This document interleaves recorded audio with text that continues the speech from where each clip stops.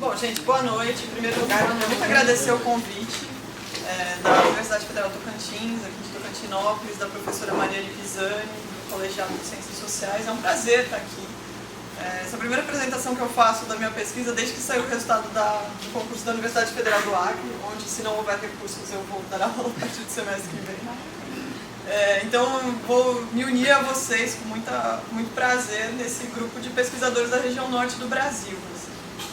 E acho que vir para cá é um primeiro passo para fortalecer uma rede de pesquisadores que estão atuando na região norte, sejam pesquisadores nativos, sejam pesquisadores importados, que eu acho que é muito importante, né? Porque uma das coisas que eu vou enfatizar muito na minha fala hoje é a importância que as universidades têm em lugares que estão fora dos grandes centros, né? As universidades nos campos do interior, as universidades nas pequenas cidades, as universidades que hoje estão sob ataque, e que é nosso dever, enquanto membros da comunidade universitária, cuidar, zelar e lutar para que elas não sejam extintas. Então, vou dosar a minha fala com alguns comentários assim, de ordem um pouco mais política, mas sem fugir muito do tema. Agora, como vocês vão ver, sejamos para nós não indígenas, sejam para os estudantes indígenas que estão na universidade, educação e política são coisas que estão intimamente conectadas, né? Isso é muito diferente daquilo que foi proposto lá no começo do século XX pelo Max Weber, que talvez vocês de ciências sociais tenham lido, que ele propunha distinguir, né, a ciência como vocação e a política como vocação. O Weber estava olhando para aquele contexto do entre-guerras, entre a Primeira e a Segunda Guerra Mundial, e ele estava preocupado justamente com a ascensão do fascismo, do nazismo no meio universitário. Então ele achava que a universidade tinha que ser um lugar seguro, preservada das disputas políticas, para se produzir um conhecimento autônomo. Aqui no Brasil, desde sempre, e a gente vai falar sobre isso, para que se possa construir um conhecimento autônomo nas escolas e nas universidades, é preciso fazer política. E os estudantes indígenas entenderam isso, e é por isso que eles levam as demandas para uma educação formal, para as instâncias do governo, para a escola, para a universidade, para as instituições de ensino. Como a Mariane falou, eu vim de uma trajetória meio vira-lata nas ciências sociais. Eu comecei fazendo pesquisa sobre jogos de interpretação de papéis, jogos de RPG, com o pessoal do núcleo da antropologia da performance. Eu tinha uma relação muito próxima com o pessoal das artes, da dança, do teatro, mas sempre dentro do grupo do núcleo de antropologia urbana, porque tinha uma linha de pesquisa sobre lazer e juventude. No mestrado eu fui pesquisar um caso de assassinato em Minas Gerais, que era relacionado a esse jogo de RPG pela grande mídia e pela promotoria, pela acusação. Então eu me enveredei um pouco no campo da antropologia do direito, trabalhei muito com formação em direitos humanos, e nessa época a gente tinha colegas que estavam pensando antropologia e direito numa perspectiva indígena, né, dos direitos indígenas. Então eu já tive um pouco de contato com isso naquela época. E aí no doutorado eu fui para o Amazonas, e diz a lenda que quem vem para a região norte se apaixona, não quer ir embora. Isso aconteceu comigo primeiro como pesquisadora e agora vai acontecer como professora, eu imagino. E cheguei nesse tema. Como a Mariane estava falando, muitas vezes as condições de pesquisa aqui no Brasil elas se dão entre parcerias entre instituições, parcerias entre universidades. Então é preciso formar assim, essa consciência, tanto da parte dos estudantes como da parte do resto da comunidade, de fazer contatos, de ousar sair, de ir lá apresentar seu trabalho, de mandar um e-mail para o professor que escreveu aquele texto que vocês gostaram, porque o conhecimento científico ele só se produz em rede. E o conhecimento do nosso grupo de pesquisa do Núcleo de Antropologia Urbana de São Paulo, ele começou com uma parceria entre a Universidade de São Paulo e a Universidade Federal do Amazonas, com um edital da CAPES chamado PROCAD. Então, se começou a fazer pesquisas num projeto enorme, assim, que envolvia muitos pesquisadores, chamado Paisagens Ameríndias, e chamaram o Núcleo de Antropologia Urbana para pensar a presença indígena na cidade, seus modos de vida, a sua relação entre lazer e trabalho, porque a gente está acostumado com o sistema capitalista, como vocês devem ter estudado nos cursos, em que a gente trabalha, tem trabalho assalariado, um trabalho autônomo, tem as horas de trabalho, tem a hora de descanso e tem uma hora de lazer. Numa sociedade em que você não vive de salário, que você não vive exatamente de pagamento, dinheiro, faz sentido pensar na distinção entre lazer e trabalho? E quando eles vão para a cidade? Hoje em dia, de quase 1 milhão de indígenas que vivem no Brasil, mais de 330 mil vivem em cidades. E a maior parte deles, de uma forma ou de outra, tem que entrar na economia de mercado. Seja trabalhando, de forma assalariada ou não, vendendo seus produtos, recebendo algum tipo de auxílio, como Bolsa Família, Bolsa Floresta. Então, se começa a reorganizar os ritmos e os modos de vida dessas populações indígenas na cidade e que vai interferir numa série de coisas, como exemplo, padrão de habitação. Tem alguns grupos indígenas em determinadas localidades que constituem aldeias urbanas. Isso é uma realidade em São Paulo, que a gente tem 3 aldeias guaranis dentro do perímetro urbano. Isso é uma realidade em Manaus, com um grupo que a gente pesquisou, o Sataré-Maué, que constituem aldeias urbanas em São Paulo. Mas também existem outros sistemas de habitação, seja nos equipamentos públicos, na FUNAI, na Casa do Índio, em organizações religiosas que às vezes hospedam, né, os índios quando estão na cidade, seja morando em casa de parente, e tem toda uma rede em que eles vão reinventando a cidade a partir de suas lógicas indígenas. Então a gente estava interessado não só numa questão de como eles se adaptam à vida na cidade, como se eles fossem as vítimas, os passivos, e a cidade fosse a estruturante, né, a ordenadora, mas como eles também reinventam e produzem uma nova cidade a partir das suas lógicas culturais. Essa é a nossa grande pesquisa no Núcleo de Antropologia Urbana. A minha pesquisa especificamente de doutorado foi com os universitários indígenas, os universitários Sataré-Maué, que estavam no curso de Pedagogia Intercultural Indígena, que estava sendo oferecida pela Universidade do Estado do Amazonas, que, como a UFT, é uma universidade que tem um campus central, na capital, no caso Manaus, mas tem uma série de campi e polos espalhados pelo interior, com uma relação que às vezes não é tão fácil assim, entre a capital e o interior. E foi lá que eu fiz a minha pesquisa de doutorado entre 2012 e 2017, eu defendi em agosto do ano passado. Bom, a minha fala vai ser menos sobre a minha pesquisa, eu vou entrar na minha pesquisa em alguns momentos, mas eu vou tentar dar um panorama geral das questões de interculturalidade e práticas de conhecimento indígena para vocês, porque eu acho que o mais importante aqui é não dar um relato da minha pesquisa de doutorado, que vocês vão poder ler na minha tese, enfim, em outro momento eu posso vir falar, mas trazer questões para vocês pensarem. Por quê? Desde que eu cheguei aqui, todo mundo tem me falado dos apinagés, de que existem estudantes apinagés aqui, eu não sei se tem algum aqui me assistindo esse dia. Então, muito obrigada por estar aqui. Se eu estiver falando alguma bobagem, pode me corrigir. Mas essa universidade parece que ela ainda está encontrando desafios para estabelecer um relacionamento mais profícuo com as comunidades indígenas ao redor, estabelecer alianças com a FUNAI, com outros órgãos, com as escolas. Então eu tentei fazer uma apresentação que possa dar um impulso para a gente pensar juntos em como vocês podem trabalhar nessas questões, caso vocês tenham interesse, é claro, mas eu espero que tenham, porque é também uma das funções sociais da universidade, ainda mais que nós estamos falando de uma universidade pública. Bom, está todo mundo conseguindo enxergar? Sim. Tá. Quando a gente fala, primeiramente, quando a gente fala de políticas para os índios, políticas indígenas, a gente distingue políticas indígenas, que são as políticas do universo indígena, que tem a ver da relação, por exemplo, de chefatura, como é que você estabelece lideranças, chefes de guerra, chefes de paz, lideranças espirituais, pajés, xamãs, enfim, o nome vai variar, né, conforme a lógica cultural local. E as políticas indigenistas, as políticas que têm a ver da relação dos povos indígenas com o Estado. E no caso das políticas indigenistas, a gente pode falar nas políticas, aqui eu coloco políticas culturais, porque a Manuela Carneiro da Cunha, que é a autora que eu estou citando, fala de políticas culturais, mas a gente pode falar de políticas no âmbito da saúde, no âmbito da territorialização, que são feitas para os indígenas, que eles não são necessariamente os autores, os propositores dessas políticas. Então, uma coisa que a FUNAI vai fazer, que o CIMI vai fazer, que é o Centro Indigenista Missionário da Igreja Católica, que o Ministério da Justiça, que o Ministério da Educação, que o Ministério da Saúde vão fazer, são políticas para os indígenas. Tem as políticas dos indígenas, em que eles interpelam o Estado, ou seja, eles vão lá no órgão, mandam uma demanda, uma petição pública, fazem algum tipo de mobilização, uma passeata, uma manifestação, ocupam um distrito sanitário de saúde, que seja.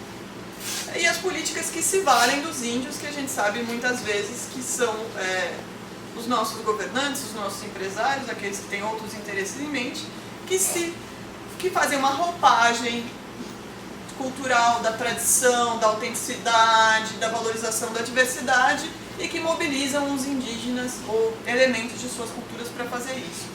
O exemplo que eu normalmente uso é a disputa da sede da Copa do Mundo em 2014, que foi uma coisa que eu acompanhei. Não sei se vocês sabem, né, o Lula tentou fazer uma série de estádios para receber a Copa do Mundo que tivesse em todas as regiões do Brasil. E aqui na região norte, a disputa ficou entre Belém e Manaus. Quem acompanha futebol sabe que Manaus não tem uma cena do futebol profissional muito forte. Tem um futebol amador que é enorme, que assim, envolve todo o estado, mas os times do futebol profissional de Manaus raramente estão na primeira divisão do Campeonato Brasileiro, enquanto Belém, né, tem o Remo e o Paysandu, que são dois times fortes, tem toda uma cultura do futebol profissional lá muito forte. Mas Belém perdeu para Manaus como sede da Copa do Mundo porque Manaus conseguiu vender a ideia de que se tratava de uma capital indígena, de uma capital da floresta, e que, portanto, uma Copa do Mundo no Brasil tinha que ter uma sede em Manaus. Esse é um exemplo de política que se vale dos indígenas. O quanto eles estiveram envolvidos ou foram beneficiados pela sede em Manaus da Copa do Mundo, isso é uma outra questão. A Mariane até trabalhou um pouco sobre isso, depois a gente pode conversar. Vocês entenderam a diferença? É importante a gente ter, ao mesmo tempo, essa diferenciação, mas ao mesmo tempo lembrar que a diferença entre uma política e outra pode ficar meio borrada. Porque as políticas para os índios, as políticas dos índios e as políticas que se valem dos índios, elas vão se entrelaçando e elas produzem efeitos. Então você pode pensar, por exemplo, numa marca de moda que pega um grafismo indígena para fazer uma coleção de roupas e toma um processo. Né? Isso aconteceu aqui no Brasil. Porque está se valendo de um patrimônio cultural que não é dela, sem pagar direitos autorais. A partir disso, outra etnia com outra empresa que consegue fazer uma relação mais pactuada, desenvolve uma coleção. Foi o caso dos Yanauá com a Cavaleira.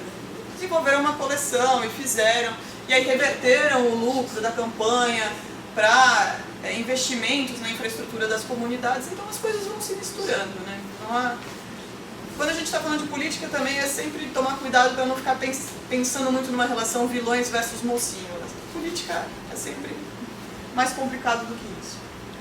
Bom, quando a gente vai falar especificamente de educação, a gente tem que fazer uma distinção parecida. A diferença entre o que é a educação indígena e o que é a educação escolar indígena. Né? E como é que a gente consegue relacionar e fazer conversar essas duas sem confundir as duas coisas.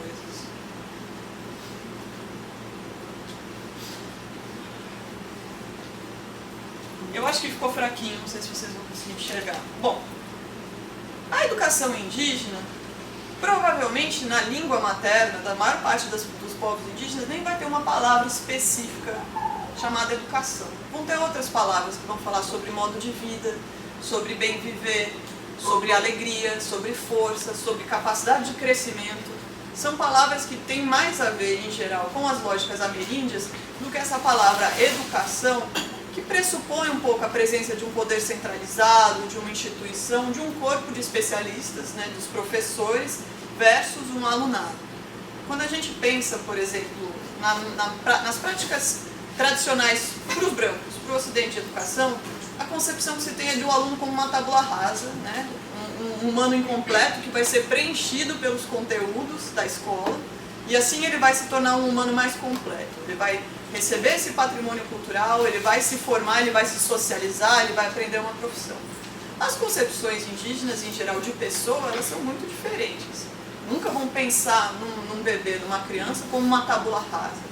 E, ao mesmo tempo, eles nunca vão pensar num ser humano completo. Eles vão pensar sempre que nós vamos nos transformando conforme nós vamos nos relacionando com os nossos próximos, a nossa família, os nossos parentes, aqueles que moram na mesma aldeia, com os nossos afins, com os outros de outras comunidades, com os nossos inimigos, e aí inimigo tem que ser pensado também de uma maneira diferente do que a gente está acostumado, com os brancos, com os animais, com os seres sobrenaturais, com o meio ambiente que a gente está vendo, né, com o território vital.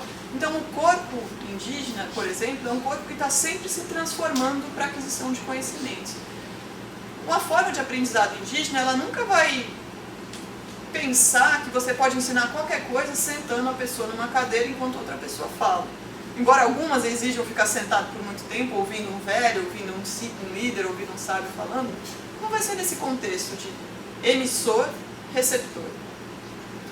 Então, As formas de educação indígena, elas são sempre desenvolvidas em processos de coexistência e de habilitação. Essa é uma expressão de um antropólogo chamado Tim Ingold, que eu não sei se vocês conhecem, mas eu imagino que vão cruzar com ele em algum momento do curso, que ela tem menos a ver com a recepção e a transmissão de conteúdos, mas com habilitação, aprender, desenvolver habilidades, desenvolver competências, desenvolver modos de uso da palavra, do corpo, das ações. Então, essa educação, ela permeia o cotidiano, na realização de tarefas diárias, na relação entre os mais velhos e os mais novos, entre homens e mulheres. E aí, vocês, um dia que vocês visitarem comunidades indígenas, vocês vão ver que são, muitas vezes, esses aprendizados que no passado tempo, eles vão se distinguindo entre os gêneros. As meninas começam a acompanhar mais as suas mães na roça, os meninos acompanham seus pais na pesca, na caça, dependendo do grupo, dependendo das suas práticas. Tem coisas que são compartilhadas, tem coisas que não são. Em sociedades indígenas que têm clãs, que têm CIVs, tem certos conhecimentos que só pertencem a certas famílias e não a outras. Tem certas possibilidades, inclusive de confecção de artesanato, de cocários, que são certos grupos e não de outros. Tem músicas, canções que são de certos grupos e não de outros. Ou que só depois de uma determinada iniciação ritual uma pessoa está apta a praticar aquilo. Então, é preciso pensar também que a educação indígena, ela tem essa faceta do cotidiano, mas ela tem uma faceta dos momentos extraordinários, dos rituais, das festas, que envolvem grandes transformações do sujeito. Que pode, por exemplo, passar de uma classe de idade para outra, de ser menino para ser um jovem, uma iniciação guerreira. A primeira menstruação de uma moça, quando ela fica reclusa muitas vezes, e depois só que ela vai começar a aprender a fazer certas coisas com a sua mãe ou com a sua avó, com uma parente mais velha. Então, e é isso que eu falei, ela envolve uma contínua fabricação do corpo e da pessoa. Aqui eu tenho exemplos, assim, essas fotinhos são do meu campo, não sei se vocês conseguem enxergar muito bem. Eu devia ter trazido até umas fotos da paisagem da aldeia, uma aldeia bastante urbanizada, lá Ponta Alegre, onde eu faço a minha pesquisa. Mas aqui tem uns meninos ensinando a fazer cocar, uns cocarzinhos de palha uns com os outros. Uma menininha pequenininha, de uns 2, 3 anos talvez, com a mãe descascando mandioca. E aqui eles estão preparando a luva para o ritual da tucandeira, que eu vou mostrar para vocês depois. É uma coisa que vai sendo acompanhada, dos meninos com os mais velhos. Aqui eles não têm permissão para trançar e as luvas encaixar formigas, mas eles podem observar, então eles ficam escutando a conversa dos adultos. Então também não é uma pedagogia que implica em perguntas e respostas. E não necessariamente os modos de aprendizado indígenas eles implicam em perguntas e respostas. Isso tem implicações diretas para como a gente recebe os estudantes indígenas na universidade. E aquilo que a gente espera deles e o que eles esperam dos professores.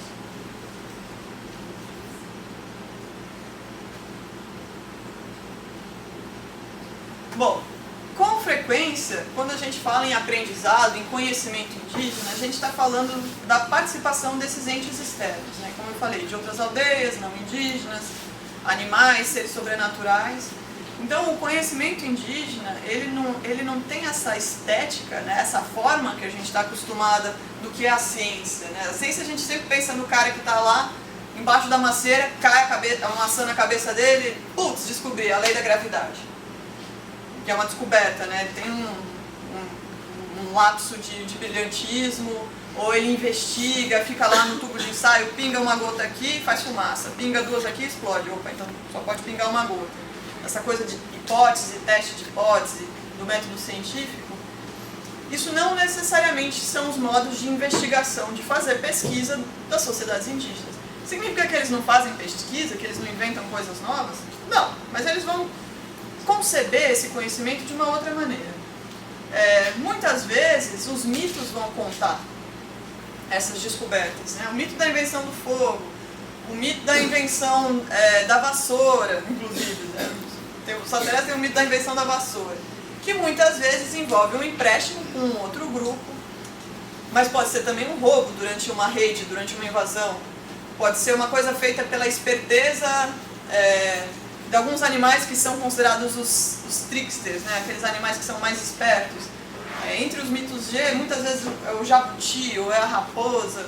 Tem alguns animais que são aqueles que enganam o outro e aí roubam o conhecimento. Que no mito grego, quem conhece a mitologia grega, também é o mito do Prometeus, que rouba o fogo dos deuses para trazer para os homens. tem muitos mitos indígenas com esse termo. Algumas vezes envolve alguém fazendo o que não deve, né? Alguém proíbe alguém de fazer alguma coisa, esse alguém vai lá e faz, acontece alguma tragédia, o que antes eram humanos viram animais, isso é muito comum, mas se descobre alguma coisa com isso, se inventa alguma coisa com isso. Então, porque isso também tem a ver com a gente vai falar sobre direitos, propriedade intelectual, autoria. No Ocidente, normalmente a gente pensa que se eu inventei é meu, eu tenho direito para isso. Se for uma coisa que pode ser vendível, eu que tenho que ganhar dinheiro com isso, é a ideia de patente. Quando a gente vai falar de conhecimentos e saberes indígenas, isso fica um pouco mais complicado. Por exemplo, o Sateré-Maué, com quem eu trabalho, eles têm um item que é extremamente importante para eles, que é o porantim. É um remo, depois eu mostro uma foto dele, um remo mágico que é feito uma leitura pelos mais sábios, né, durante momentos específicos, depois de tomar guaraná, que é uma planta sagrada para eles, que dá bons conselhos, que ajuda a gerir tempos de paz e de guerra. Os Sateré-Maué não criaram o porantim, eles roubaram de uma outra tribo. Por quê? Porque essa ética sempre se fala que o outro, ele é o centro de uma sociedade sem centro. A gente pensa numa sociedade centralizada, que tem uma língua, que tem uma terra, que tem uma nação. Isso tem a ver com a formação do Estado moderno. Vocês, em ciência política, devem talvez ter passado pelo John Locke, que ele vai dar essas coisas. O que é um Estado moderno? Aquilo que a gente entende por país. As lógicas ameríndias, elas não funcionam com essa ideia. O processo de concepção do que é a Terra não tem a ver com delimitação de fronteiras, onde o outro é o inimigo e isso aqui é meu, é minha posse. Tem a ver com a construção de modo de vida. E isso também acontece com os conhecimentos. O que não quer dizer que, pela lei, a gente, hoje, na contemporaneidade, não tem que criar formas de proteção dos conhecimentos indígenas. Eu vou retomar isso no final da minha fala. Mas o que eu quero enfatizar para vocês agora é que a gente, no Ocidente, quando faz ciência, e na universidade o que a gente faz é ciência, que é diferente de uma escola, que é, mesmo a educação de vocês é voltada para a formação de pesquisa, vocês vão fazer TCCs, que a gente tem uma relação da natureza com a cultura, em que nós somos detentores da cultura, nós somos os sujeitos, a gente tem a vontade, a determinação, a intenção e o conhecimento, enquanto a natureza está lá, é um outro, é um objeto inerte que a gente vai investigar. O conhecimento para as sociedades indígenas, ele sempre envolve uma relação entre quem vai conhecer e o que vai ser conhecido. A educação escolar indígena, sempre é bom lembrar, ela não começa no Brasil sendo Brasil, ela começa no Brasil colônia, com a chegada, sobretudo, dos missionários jesuítas, que ficaram aqui até meados do século XVIII. Aqui vocês podem ver uma planta do que era uma missão jesuítica. Né? Tem a igreja, tem a escola, tem as casas, isso muda formas de habitação, muda formas de casamento, de parentesco. Vocês sabem que o processo das missões, o processo dos descimentos foi um processo que em algumas fases foi negociado, mas em grande medida foi um processo bastante violento, né? Com apresamento, com o espalhamento de epidemias, com guerra. Então, assim, o processo de educação no Brasil é um processo colonial, é um processo de assimilação, de subjugação e, em alguns casos, de extermínio das populações indígenas.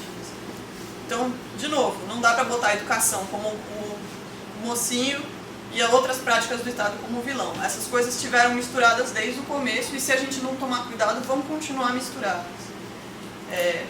Vocês sabem que a maior parte dessas missões suprimiu, proibiu o uso das línguas indígenas.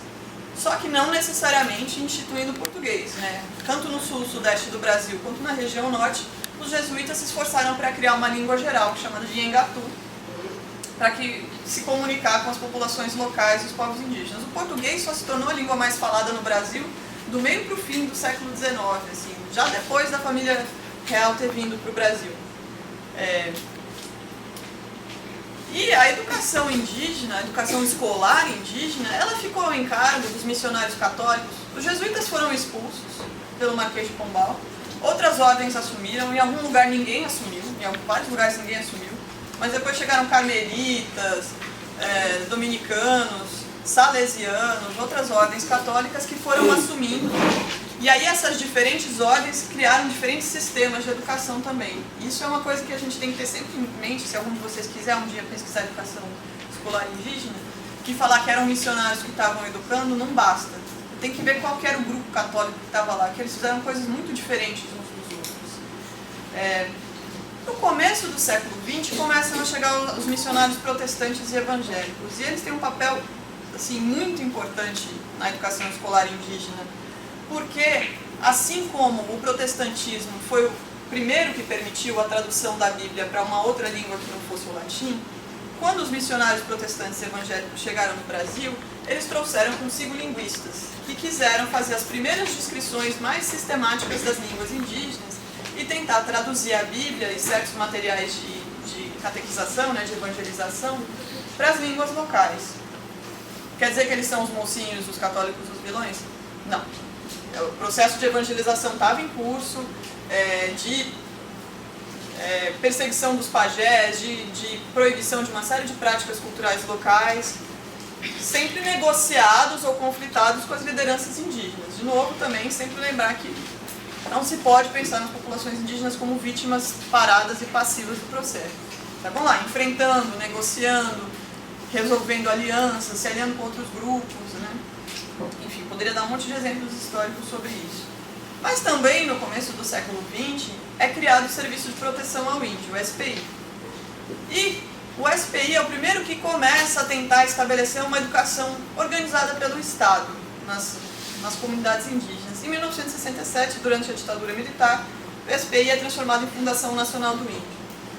Por que eu estou falando isso? Porque nesse momento você começa a ter contratações por parte do governo de indígenas como professores, recebendo salários, tendo circulação por diferentes comunidades a serviço da FUNAI, a serviço do SPI. Então isso vai, com o passar do tempo, mudando uma série de relações políticas dentro das aldeias. Então quando a gente fala também de escola indígena, a gente está sempre falando de política, porque os professores eles vão se transformando em figuras de importância, porque eles têm relações, têm conexões com outros lugares, porque eles têm acesso a certos tipos de recurso, porque eles são capazes de organizar trabalho coletivo, porque eles são habilitados, eles aprendem a falar de determinadas maneiras, e um bom chefe ameríndio, um bom chefe indígena é aquele que é capaz de organizar um trabalho coletivo, seja uma roça, a construção de uma caça, uma pescaria coletiva, a guerra. É aquele que é capaz de dar bons conselhos e é aquele que é dadivoso, que é aquele que é capaz de dar presentes uns para os outros. Essa é uma definição que tem um antropólogo francês, talvez vocês passem por ele, chamado Pierre Plasters. Então, os professores indígenas eles começam a ter esse tipo de atributo também, esse tipo de qualidade. Eles podem ser chefes ou filhos de chefes, ou eles podem vir a rivalizar com os chefes. Isso, caso a caso, em cada aldeia, isso vai variando. Aí é que o antropólogo entra para fazer pesquisa para ver o que está lá acontecendo. Seja um antropólogo indígena ou não indígena. Bom. Em 1988, você tem uma mudança radical de paradigma na educação indígena no Brasil. A educação, seja pelos religiosos, seja pelo governo federal, os governos estaduais e locais, era um processo de assimilação e integração. Se acreditava que os índios um dia deixariam de ser índios e se tornariam camponeses, trabalhadores, integrados na sociedade nacional. Teve muita luta para mudar essa concepção, por parte de intelectuais, como Darcy Ribeiro, por parte dos próprios indígenas que começam a se organizar em movimentos nacionais, por parte de organizações internacionais ao redor do mundo inteiro, que estavam vendo isso acontecendo em outros países e começaram a pensar, opa, né, a gente tem que criar dispositivos legais e políticos para preservar essa diversidade. Então, na Constituição Federal de 1988, pela primeira vez se reconhece juridicamente que os povos indígenas têm direito à língua materna, ao aprendizado na língua materna e aos processos próprios de aprendizagem. Que é uma formulação bastante genérica, mas que serviu na época para pensar essa diversidade enorme. Hoje a gente sabe que tem mais de 300 povos indígenas diferentes no Brasil. Então, processos próprios de aprendizagem virou esse guarda-chuva para pensar como poderia ser essa educação escolar indígena. E aí a educação indígena passa em 91 para o MEC E em 1996 é promulgada a Lei de Diretrizes e Bases, que começa a estabelecer essas que são as palavras que qualquer estudo sobre educação escolar indígena que vocês lerem na vida, vocês vão passar por isso. Que é a educação escolar bilíngue e intercultural, preservação das memórias históricas, a valorização e resgate das identidades étnicas, mas também as línguas e ciências indígenas e as informações e conhecimentos científicos da sociedade nacional brasileira e demais sociedades indígenas e não indígenas. E também a LDB exige que o governo forme pessoas, escreva currículos, programas de aula, materiais didáticos específicos. Vocês que estão aqui na universidade, às vezes imaginam que ler um texto de 5, 10 páginas para uma aula vai ser muito cansativo. Vocês imaginam uma escola indígena que tem que dar conta de toda a cultura daquele povo, dentro da sala de aula, mais todo o currículo dos brancos. É claro que fica pesado. Mas antes, enfim, está muito pequenininho. Essa aqui é uma fala que eu acho muito legal, é de uma das lideranças que gravam um depoimento pra gente em 2014, do grupo de etnologia urbana. É legal falar que, normalmente, quando vocês vão estudar educação indígena, legislação de política indígena, eles vão te dar o código da lei pronto. Quando vocês vão conversar com os índios, e vocês ainda têm a oportunidade de fazer isso, porque eles não morreram. As próximas gerações não, porque a galera que estava ali militando em Brasília na década de 80 está velhinha hoje, né? Então esse daqui que é o João Ferreira da Silva, o João Canarinho, tem uma liderança, já foi presidente da COIAB, que é a Confederação dos Povos Indígenas da Amazônia, ele contou pra gente o seguinte: aí o chefe da FUNAI falou, olha, índio não pode ter uma faculdade, só ler e escrever. Se limitava assim, aquilo que achavam que os índios tinham que aprender. Mas como que não pode? Tem que conhecer os seus direitos que estão na Constituição, que está na lei. Como que ele vai interpretar se ele não sabe? Os tempos passaram, então chegou a época de 80. Se levantou o primeiro movimento indígena na história do Amazonas e do Brasil, chamado União Nacional. A própria igreja levantou isso. Pegou uma cúpula de indígena entre Sateré, Miranha, Macuxi, Chavante, Caiapó, para poder criar esse movimento para combater realmente esses madeireiros, esses garimpeiros. Quando foi para 88, eu, João, participei da Constituição, proposta para Constituinte. Aí eu fui e voltei lá. Era um negócio de 665 lideranças no Brasil e estava em jogo os direitos indígenas. Como se fazia para pegar assinatura para que fosse aprovada a lei no Congresso Nacional? Você lembra, a Assembleia Constituinte, as propostas tinham que ter assinatura dos deputados constituintes, né? Para nós, indígenas, nenhum deputado queria assinar, nenhum.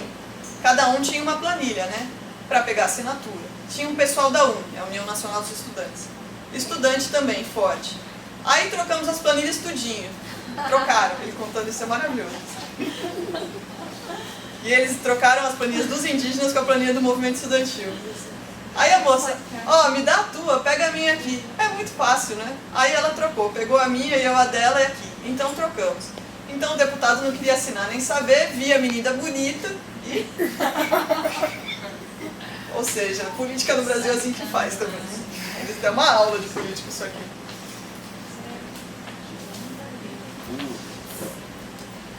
Que a gente, né, tenta racionalizar, pensar em termos de direitos humanos, né, dignidade da pessoa.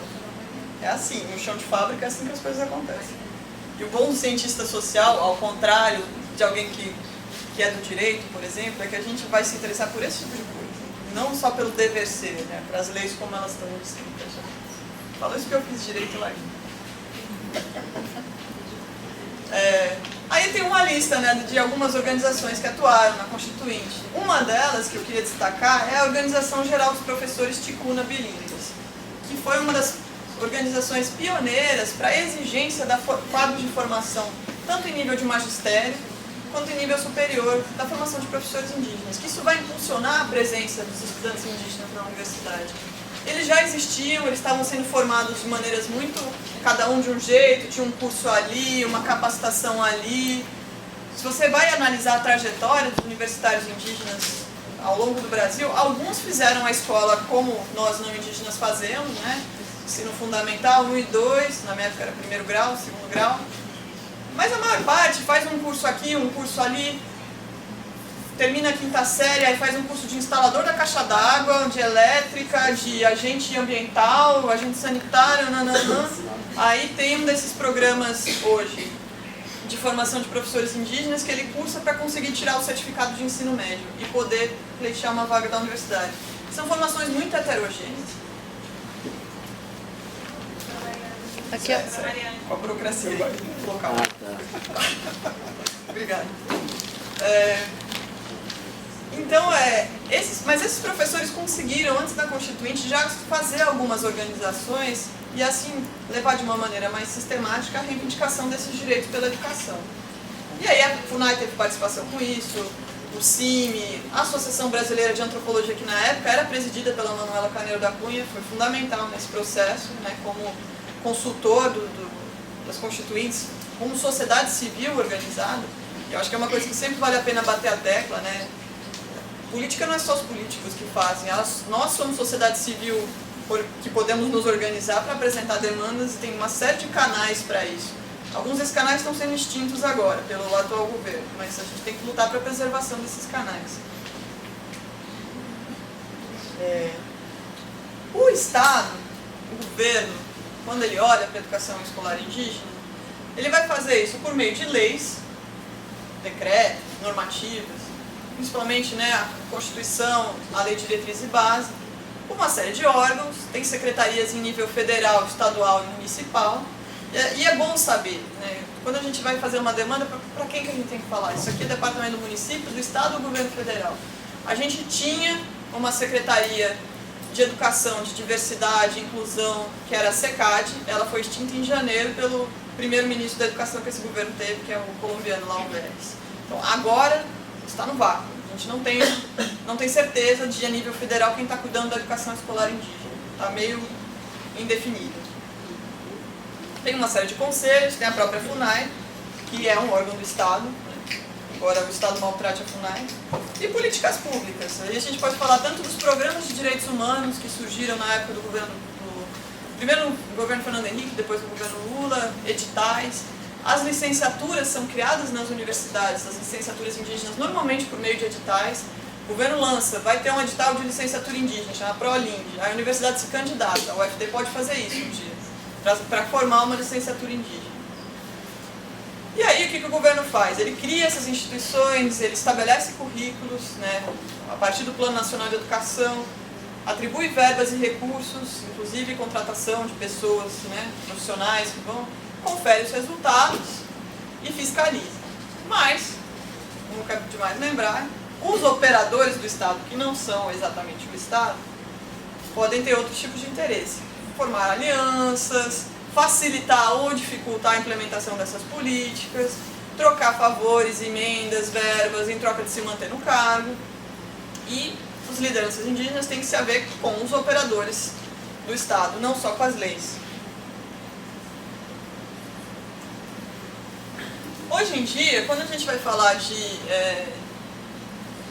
educação escolar indígena, os próprios indígenas têm uma série de formulações a respeito. Boa parte dos universitários indígenas acabam de um jeito ou de outro pesquisando educação indígena porque é uma demanda das comunidades, né? Que eles ajudem com a questão da escola, com as crianças, com a educação. Então a gente pode falar em associações indígenas, tem inúmeras no Brasil, em lideranças que são essas pessoas mais proeminentes, Gerson Baniwa, Ayrton Kenak, Davi Copenaua, Joênia Wapichana, que hoje é uma deputada federal, primeira deputada federal indígena mulher, que é relatora agora do projeto de lei sobre educação indígena, os próprios professores indígenas, os estudantes e os universitários.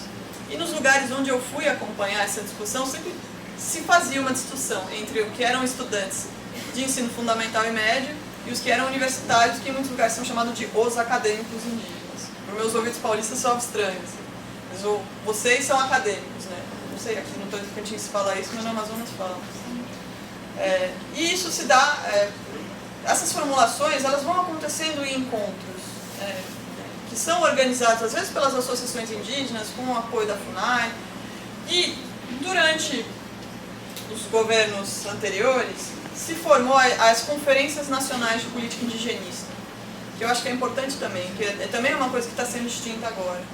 em que você conseguia organizar a nível local, regional, estadual e nacional, lideranças, professores, pesquisadores não indígenas, inclusive, para fazer mesas temáticas para debater as questões indígenas. Essa aqui é uma foto da Conferência Nacional Etapa de Manaus, que eu tive em 2015. Então fizeram grupos de trabalho para formular isso. Eu gosto de falar isso por quê? Porque quando a gente fala sobre educação escolar indígena, sobre política pública de modo geral, a sociedade civil organizada tem gente que está vivendo essas realidades locais e gente que está estudando, que está trabalhando com isso. São eles os melhores avaliadores e propositores de políticas. Então, um governo que se preza tem que ir lá escutar o que essas pessoas estão falando. E tem que ter mecanismos para essa escuta. Né? Tem que ter um jeito do governo abrir um canal para conseguir receber essas demandas. Porque botar um cara que é formado em economia, como o nosso atual ministro da Educação, que não tem nenhuma experiência com educação, é silenciar décadas de trabalho de um número incontável de pessoas.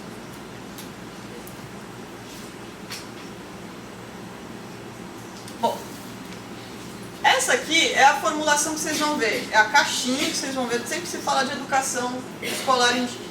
Eu vou chegar na universidade, passar pela escola. Que são essas palavras-chave: bilíngue, intercultural, específica e diferenciada. Agora, o que quer dizer uma educação bilíngue? A resposta parece fácil, mas não é, porque a gente está falando de diferentes contextos sociolinguísticos. Primeiro, existem coletivos indígenas hoje que falam como primeira língua o português.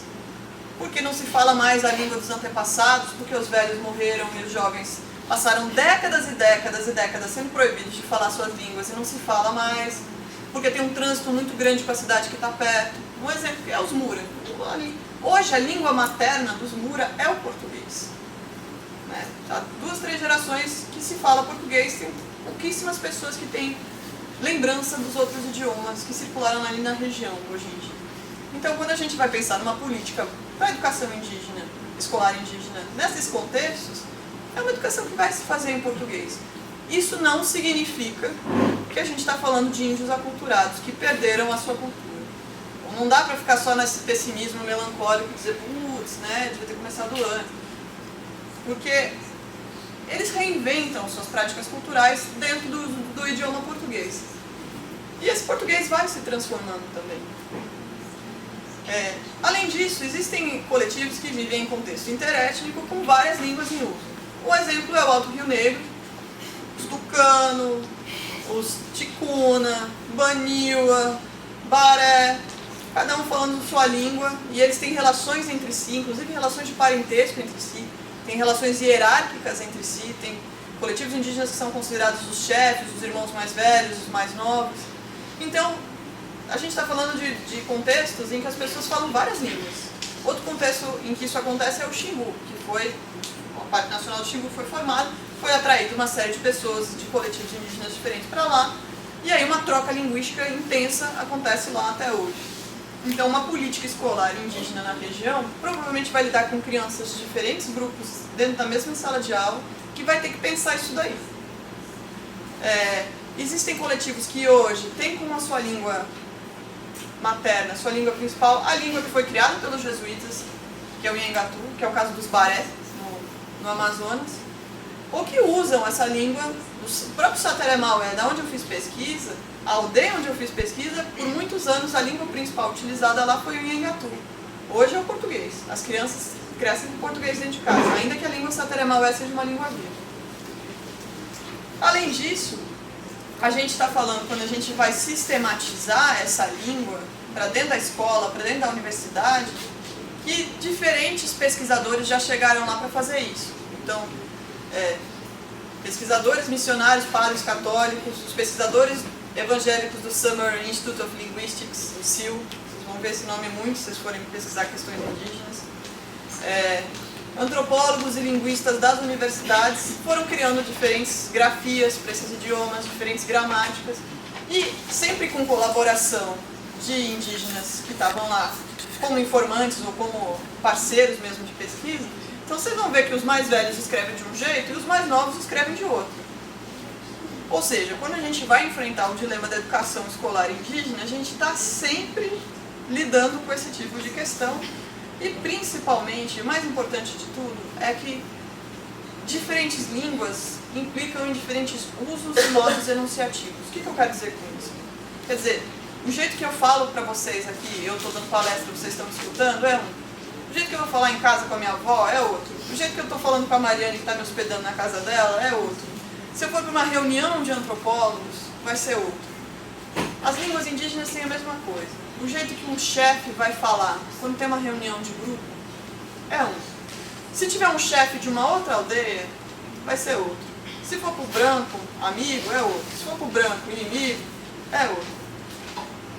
E algumas dessas formas, dessas falas, elas são extremamente ritualizadas. Não é simplesmente eu estou mandando uma informação que eu quero que vocês absorvam. Você pega os Yanomami, por exemplo, quando tem um encontro de um anfitrião com um visitante, que são mais velhos e que sabem, eles sentam na frente um do outro por horas, e eles têm um modo ritualizado de conversa em que um fala, o outro repete o que o primeiro falou. Fala, repete. Não quer dizer que não está acontecendo comunicação ali. Mas isso tem a ver, inclusive, com verificar se o outro sabe fazer. E assim, se ele é uma liderança legítima naquele contexto, se ele está cumprindo as regras de etiqueta, né, os bons modos dentro da lógica Yanomami. Então, quando a gente vai trabalhar com cultura, com língua, a gente também sempre tem que pensar o modo enunciativo, como se fala, quem fala, para quem, quando, onde, e os diferentes usos. E eles estão sempre em relação. Não é eu que sou chefe e falo de um jeito. Eu que sou chefe diante de outro chefe. O termo educação específica, ele foi concebido um pouco para dar o sentido de que os grupos, os coletivos, os professores indígenas iam ter autonomia. Ou seja, eles iam decidir dentro da comunidade como é que eles iam organizar a escola, o currículo, o calendário. Porque assim, o calendário para uma comunidade caicã em Santa Catarina e o calendário para uma comunidade Apinagé, aqui no Tocantins, não vai ser o mesmo. Os ritmos de roça, de caça, de excursão, uma série de coisas vai ser diferente. Não dá para padronizar e não dá para fazer um currículo genérico, o Índios do Brasil, né? Porque as realidades são muito diferentes. E os fatores não são só ecológicos, não é só porque o Tocantins é quente e Santa Catarina fica gelado no inverno. Tem um monte de fatores ali que estão envolvidos. Só que assim, o Estado ele sempre vai tentar padronizar. Então, como é que é essa autonomia é traduzida para a lógica do Estado? A formulação de propostas político-pedagógicas. Então, quando vocês vão trabalhar com questão de educação escolar indígena, essa vai ser a demanda. A escola indígena tem que ter uma proposta político-pedagógica. Ou seja, é traduzir uma diversidade de contextos, de situações para um documento que tem mais ou menos a mesma forma. O específico fica menos específico quando você faz isso. Mas, para o Estado, se não tiver padronizado, para a lógica do direito, se não tiver padronizado, eles não conseguem fazer lei e política pública. Então, o desafio de quem vai trabalhar com educação indígena no Brasil é, ao mesmo tempo, cumprir aquilo que o Estado quer, para garantir que tenha salário dos professores, recursos, tudo que a gente precisa para ter uma escola, mas que essa proposta político-pedagógica reflita os modos de tomada de decisão indígenas. Né? Como é que eles se reúnem, quem fala, como opina, como é que se chega num consenso, se não tem consenso, como é que faz. E isso varia muito de caso a caso. Mas é uma coisa que precisa ser feita, senão a escola não sai. Muitas escolas hoje enfrentam dificuldades de verba porque eles ainda não conseguiram formular uma proposta político-pedagógica. Diferenciada. A ideia de diferenciada é parecida com a de específica, mas a gente diferencia a educação indígena, por exemplo, da educação no campo que tem aqui no curso, no campus aqui de Tocantinópolis, e da educação regular, né? É engraçado, eu já ouvi gente falando que a educação regular é a educação tradicional. A educação tradicional, que a gente está acostumado, chega numa comunidade indígena, os caras falam assim, não, a educação tradicional é nossa, essa é a educação dos brancos. Então, tradicional é um termo que muitas vezes está em disputa. O que é tradicional? A educação diferenciada, no caso da educação indígena, ela vai ter um currículo próprio, como a gente já falou, um calendário próprio, formas de avaliação próprias. O problema é, como eu falei antes, que essa escola tem que dar conta também de português, matemática, química, física, biologia, história, educação artística, libras, hoje em dia, tem professores de libras nas aldeias. que é muito interessante, porque existem comunidades indígenas aqui no Brasil que têm um grande índice de pessoas surdas, mas não necessariamente usuários de Libras. Então tem uma série de questões aí que vão ser colocadas.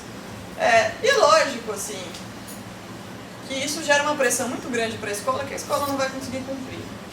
Especialmente porque a gente está falando de comunidades que às vezes tem 100 pessoas, 70 pessoas. Então, uma sala de aula vai ter 4 ou 5 séries diferentes. Né? São as chamadas turmas multisseriadas, que é uma coisa que acontece muito na educação do campo também. Então, o professor ele vai ter que dar conta de uma turma de alfabetização e de um menino que já deveria estar aprendendo a fazer frações, dentro da mesma sala. O que acontece? Muitas famílias indígenas não consideram que a escola indígena está dando conta daquilo que eles acham que seus filhos precisam. E aí, migram para cidades. Né? Migram para aldeias maiores, onde vai ter os níveis maiores da educação, Fundamental 2, ensino médio, e migram para a cidade. Então, de uma certa forma, desde a época dos jesuítas, a educação escolar formal é um dos grandes fatores de mobilidade das populações indígenas no Brasil, até hoje. Por que os índios vão para a cidade? Porque eles querem que os seus filhos frequentem as escolas. Então você tem duas maneiras de enfrentar a situação: criar melhores condições de vida na cidade para eles e criar escolas melhores para os seus filhos nas aldeias. Bom, a palavra que eu acho que é mais importante de discutir aqui é a palavra intercultural. O nome da minha tese é Conexões da Interculturalidade. Normalmente, quando a gente vai falar de interculturalidade, as pessoas fazem essa pequena história, assim, essa pequena genealogia, de que a educação, a concepção do que é a educação, ela começa com um fundo universalista. Então, vamos ensinar para as nossas crianças, para os nossos jovens, uma parte do patrimônio do conhecimento acumulado pela humanidade nas diferentes ciências, arte, literatura, matemática, filosofia, enfim, as disciplinas, né, que desde o século XIX o conhecimento é organizado pela ciência em disciplinas.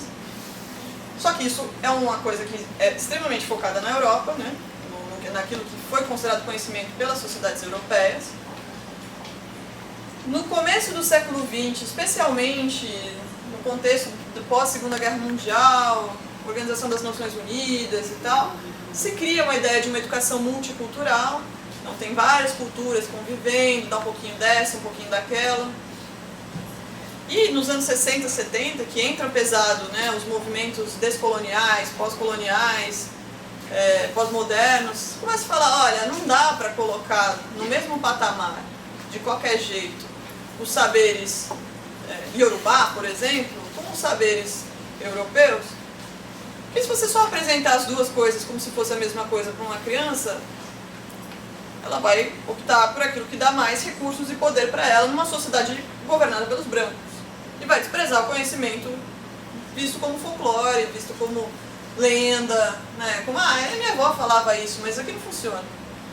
Então, se você vai falar de uma educação intercultural, tem que pensar, primeiro, que as culturas não são isoladas, não é o bloco francês, o bloco brasileiro, o bloco tupi-guarani, mas que elas estão em constante interação, em relações, e essas relações são sempre relações de poder, elas são sempre relações assimétricas, quem pode falar o quê, quem pode ensinar o quê para quem, e existe uma série de tensões e incompatibilidades. O que significa isso? A gente vai vamos traduzir o Estatuto da Universidade Federal de Tocantins para a língua pinagé.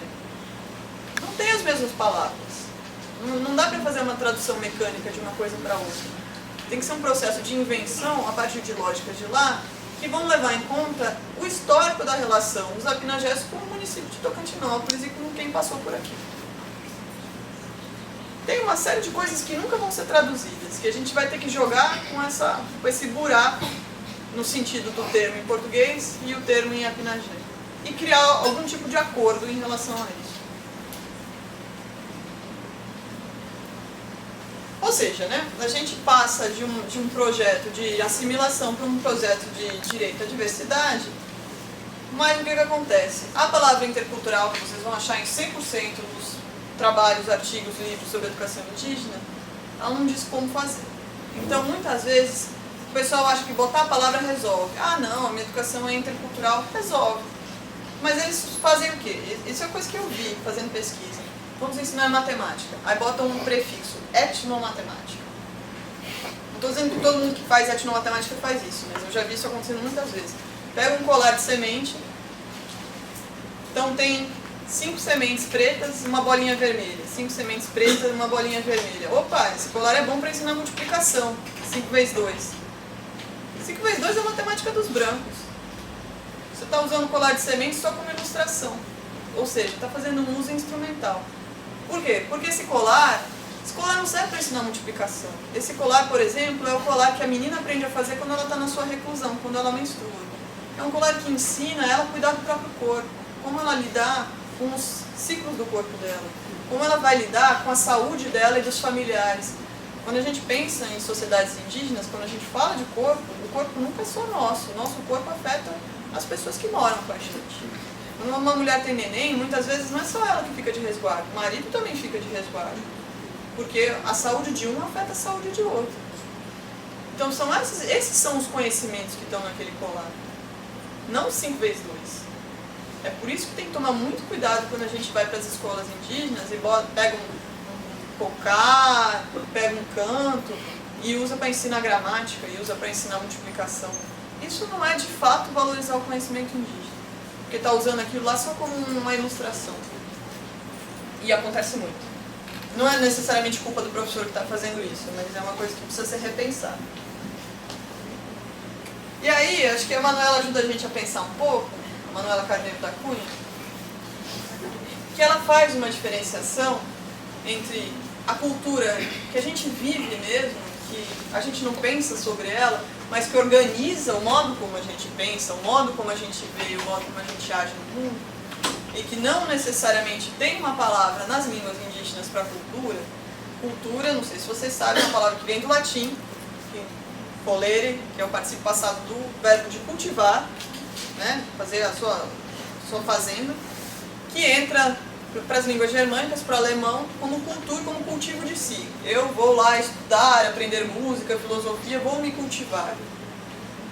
E depois se torna essa coisa da diferenciação entre diferentes sociedades.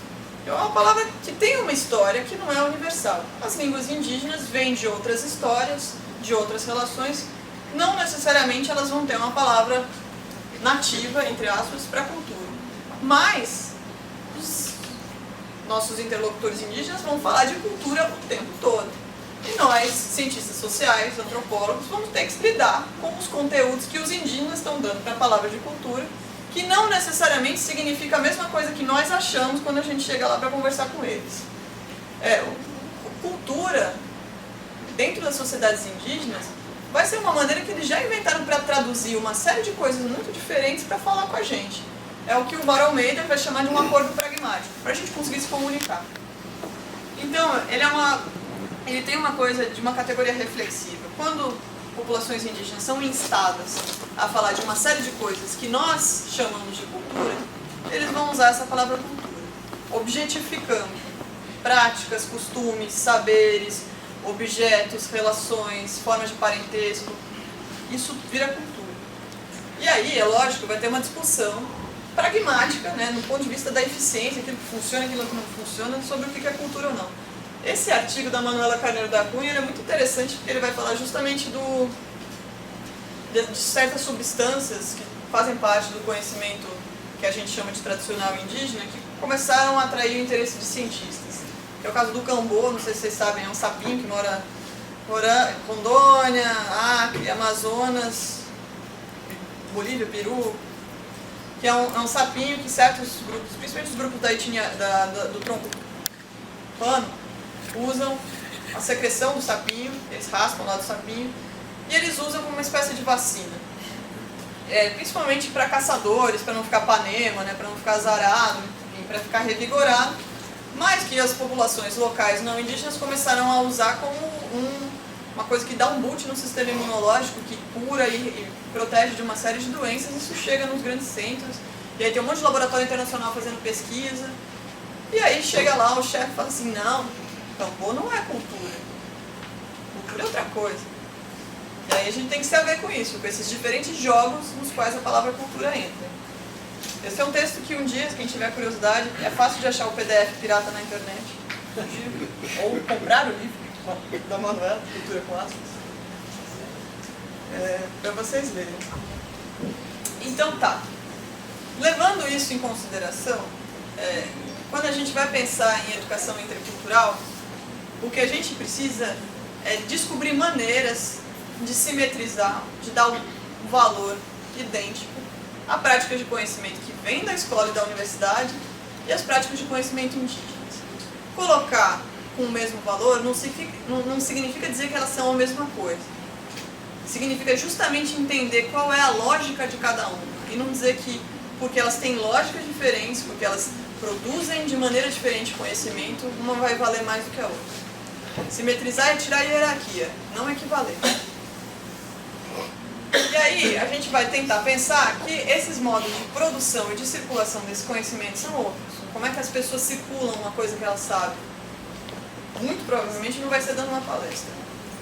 E principalmente enfatizar os processos e não os produtos. Como é que as pessoas descobrem, inventam, fabricam, ensinam, aprendem, fazem, desfazem as suas coisas? A cultura indígena não é o vaso. É o que se faz enquanto se tece o vaso, enquanto se molda o vaso, dependendo do material. E quem são os diferentes sujeitos desse conhecimento?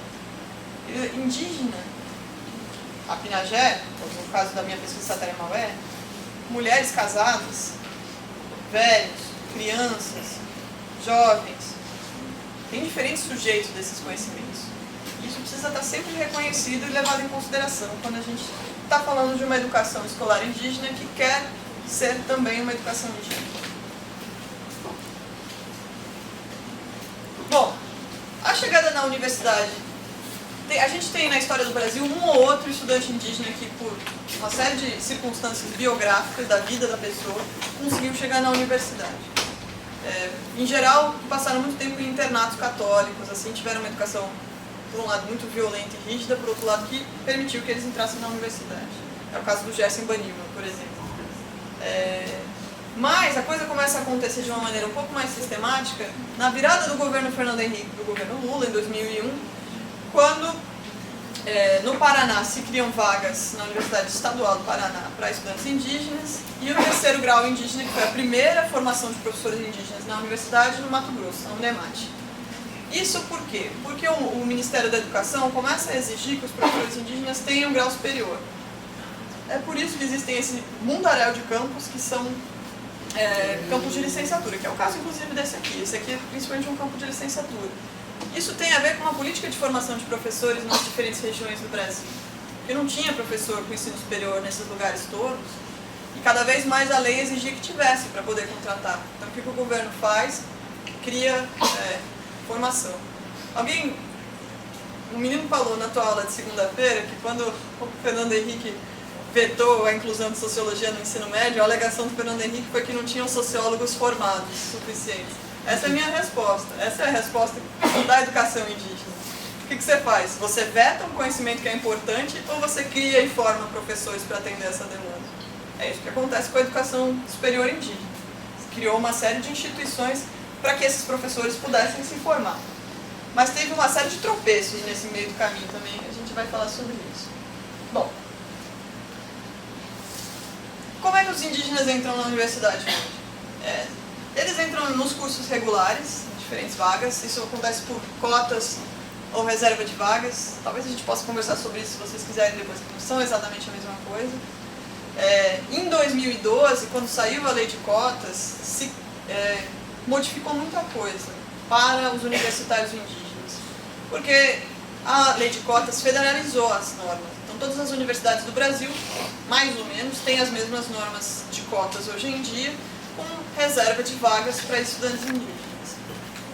Para alguns lugares isso foi uma evolução, porque eles tinham leis regionais, assim, de cada instituição, que eram mais avançadas até do que essa lei de cotas. Mas, em termos de Brasil, foi um boom, foi um avanço. Isso fez também com que estudantes universitários indígenas passassem a circular por outros estados. Por exemplo, eu tenho um amigo Sataré Maué que está fazendo direito em Santa Catarina, Jafé. Porque tem vaga lá via lei de cotas. Em alguns casos também existem vestibulares diferenciados, que são propostas muito interessantes, justamente levando em conta que a trajetória de formação de um estudante indígena não é a mesma de um estudante que cresceu na cidade, que ele teve uma formação muitas vezes muito picada, que teve outras experiências. Fazer uma prova com aquelas múltipla escolha que a gente normalmente faz no Enem ou no vestibular para entrar, não faz muito sentido. Então, se você quer ter acesso de estudantes indígenas, você cria uma forma diferente de avaliação para ingresso. Tem que ter, né? Existe uma lei que exige que tem um vestibular para entrar na universidade desde a época da ditadura militar. Poderia não ser. A gente poderia pensar numa sociedade que tem outras formas de admissão de alunos. A gente acha que só vestibular que existe, não. A maior parte do mundo não existe vestibular, isso é uma coisa bem brasileira. Mas enfim, como a lei exige, você cria um outro tipo de vestibular para permitir o acesso de estudantes indígenas. Outros são a criação desses cursos de pedagogias e licenciaturas interculturais, que em geral são voltados para a formação de turmas indígenas. E depois eu vou contar da minha pesquisa, nem sempre isso acontece. E aí, existem... Essas pedagogias, elas têm formas internas muito diferentes, né? A maior parte delas, hoje em dia, funcionam como um curso regular, no sentido de que o currículo é pré-feito. Hoje vocês entram no curso de Ciências Sociais, está mais ou menos determinado o que vocês vão estudar. Também tem uma proposta, aqui chama PPC, né? Proposta político-curricular. Plano Pedagógico Curricular. Tem lá as disciplinas que vocês têm que cursar, crédito, estágio, parará. Isso é um currículo pré-feito. Existem hoje licenciaturas que são currículos pós-feitos. Que o começo do curso é uma reunião com todos os indígenas que estão participando para determinar aquilo que eles e suas comunidades precisam saber naquela licenciatura.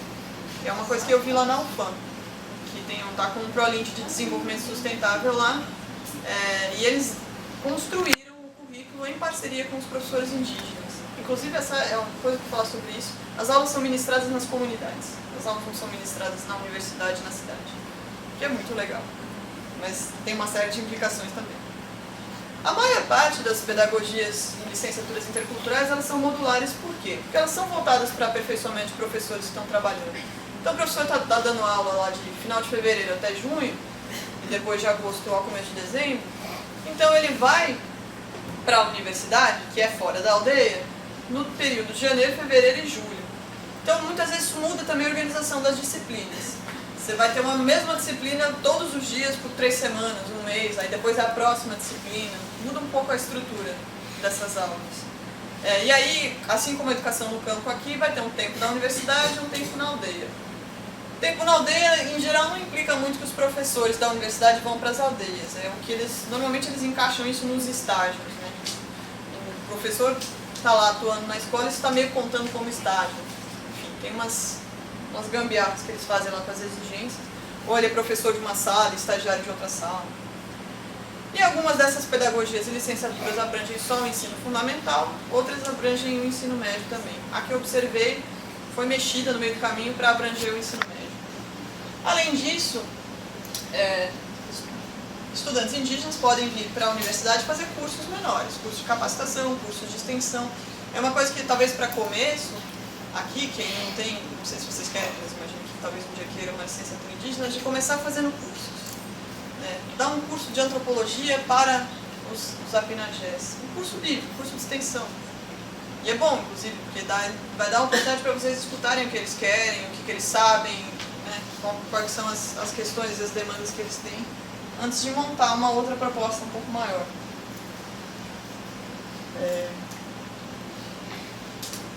Esse aqui é sempre um tema meio espinhoso, mas por isso que eu não quis deixar de fora. Critérios de seleção. A nossa lei de cotas, em geral, fala em autoidentificação. Né? Então, a pessoa se declara PPI, preto, pardo, indígena, e isso é o que vai valer para ser considerado uma pessoa indígena. As formas de inscrição anteriores à lei de cotas de 2012, muitas delas no Brasil exigiam um documento que é emitido pela FUNAI, que é o RANI, um Registro Nacional Indígena. Então, aquele que apresentasse o RANI, assim como a gente tem o RG, era considerado um candidato indígena a ter acesso à universidade. Em outros lugares, especialmente agora que existem formas de acesso indígena na pós-graduação, mestrado e doutorado, em muitos casos se exige uma carta de indicação da comunidade a qual aquela pessoa indígena pertence ou de uma liderança. Isso dá muito certo por um lado, isso dá muita confusão por outro lado, porque em alguns lugares isso é uma enorme troca de acusações de que as lideranças só favorecem seus próprios parentes. Então, não vou dizer que isso é uma coisa que sempre é bom, é uma coisa muito de caso a caso. Na USP, quando a gente fez a proposta de cotas para pós-graduação, que eu fui da comissão de cotas, uma coisa que a gente decidiu fazer, que a gente emprestou de outros lugares, a gente também empresta conhecimento de outros lugares, de maneira mais ou menos livre, para a gente saber quem é essa pessoa. A gente acha que essa é uma maneira boa de evitar fraude, né, de chegar uma pessoa caindo de paraquedas, dizendo que é indígena para ficar com a vaga. Mas também, assim, não é tão solta quanto a autoidentificação, que é normalmente o método que tem mais acusação de fraude, mas também não exige necessariamente que a liderança concorde e tal, porque em alguns casos, você pensa, ele pode ser um indígena que cresceu na cidade e que tem um certo afastamento da sua comunidade de origem, mas ele está tentando voltar a restabelecer relações, ele tem propostas, talvez ele seja um estudante interessante para a universidade, construir relações a partir da universidade. São coisas que podem ser pensadas, a gente, né, não tem como bater o martelo sem ver um caso concreto. Quando a gente vai falar de recrutamento, ou seja, como atrair esses estudantes indígenas para a universidade, precisa pensar sempre em formas de divulgação. Os indígenas têm que saber que essas vagas existem, né? Na logística do processo seletivo, seja um transporte para eles virem fazer a prova, ou para fazer a inscrição, um intérprete, no caso de que eles não sejam fluentes em português, isso pode acontecer em muitos casos, hospedagem, documentação. Um fator de exclusão enorme para candidatos indígenas na universidade é a falta da certificação da conclusão do ensino médio. E aí não tem o que a universidade possa fazer, porque é uma exigência do Ministério da Educação. Se o cara não tem o certificado de conclusão do ensino médio, ele não consegue se inscrever na universidade. Isso foi um problema nessa licenciatura intercultural que eu acompanhei na minha pesquisa, da UEA, chamado ProInd, porque em muitos polos em que eles queriam formar no ensino superior os professores indígenas de fato não tinham ensino médio. Chegou a uma política atravessada. Precisava primeiro fazer um programa magisterial para que eles tivessem uma certificação de ensino médio num número significativo para poder criar uma turma de ensino superior. Aí essas vagas foram ocupadas por não indígenas que estavam estudando para se tornar professores de escola indígena e os próprios indígenas recusaram a presença deles depois porque eles se sentiram roubados, por uma certa razão. Então, quando a gente pensa também nessas políticas que são feitas em volume muito grande, essa do governo do estado do Amazonas eram 52 municípios ao mesmo tempo, às vezes não dá certo, porque as realidades locais são muito diferentes. Bom. E aí, além de acesso, é bom falar de permanência. Para que estudantes indígenas permaneçam na universidade, não desistam do curso, algum grau de desistência sempre vai acontecer. Não existe evasão zero, nem com não indígena. Então também não é para pensar sempre que evasão é igual a fracasso. Mas para evitar, para diminuir o número de evasão, as pessoas precisam primeiro de apoio financeiro. Estudantes indígenas muitas vezes são mais velhos. Aqui talvez seja mais perto do padrão de vocês. Mas assim, eu quando entrei na faculdade tinha 17 anos, eu não tinha uma família, marido e filhos. Estudantes indígenas quando chegam na universidade muitas vezes têm família, eles são casados, têm criança, então está saindo daquilo que ele fazia para prover para sua família, seja roça, caça, pesca, seja um outro tipo de trabalho, para estar na universidade. Então precisa ter um apoio que não é só para ele, é para a família. Precisa ter uma forma de deslocamento entre a comunidade em que eles moram e a universidade. Precisa ter um lugar para ficar, precisa ter alguma política de moradia estudantil que muitas vezes vai ter que sim contemplar familiares, senão não vai funcionar direito. No lugar onde eu fiz a minha pesquisa, tinha um casal com uma filhinha pequena que estava sempre na sala de aula com a gente. Eu acho que é uma coisa que provavelmente vocês veem aqui na UFT, mesmo com não indígenas. Então, essa estrutura aqui, ela tem que pensar que vai ter criança, né? E precisa de um intérprete, em alguns casos, tradutor, talvez esses estudantes indígenas, essas estudantes indígenas, por terem uma trajetória de formação diferente, vão precisar de alguns cursos complementares, e aí talvez não só para eles, inclusive redes horizontais entre alunos são muito interessantes, né? Um aluno que sabe inglês pode ver uma forma institucional de fazer um curso de inglês para os colegas. Depender sempre da direção dos professores não é bom. Nossa proposta de cotas foi uma coisa de baixo para cima. Calendários às vezes um pouco flexíveis, porque o cara tem obrigações na sua comunidade de origem, tempo de festival, de ritual, o cara vai ter que sair. Se tiver prova, o professor vai ter que lidar com isso. É bom que tenham representantes indígenas específicos nos órgãos e colegiados, justamente porque é o cara que vai saber, né, dessas demandas, dessas necessidades. Hoje em dia, a gente tem a representação discente da pós-antropologia. Estou falando que é o que eu conheço. Sempre tem um representante discente que é indígena. E está lá na nossa reunião de departamento. E falando não só com os professores que trabalham com questões indígenas, mas com todo mundo. Então, essas adaptações estruturais para o bem viver indígena. Uma coisa que o pessoal lá de Santa Catarina, lá da UFSC, eles têm um centro de reunião para eles, em que eles podem estar mais à vontade. Que pode colocar a rede, que pode acender um fogo, que pode fumar um cachimbo. Nossa, vai ter que fumar um cachimbo na universidade? Práticas de conhecimento. Como é que um Guarani, que acredita que a sua alma, o seu nhen, o seu espírito, que sabe, ele está aqui no organismo, mas ele é uma coisa aérea, que se faz pela fala e pela fumaça do cachimbo. Se ele não tiver um cachimbo, ele não vai estar aprendendo de verdade, porque ele não vai estar entrando no espírito dele. Eles precisam de um espaço para fumar o seu cachimbo. Isso faz parte do seu bem viver. No caso do Sataré, eu vou mostrar uma foto já já.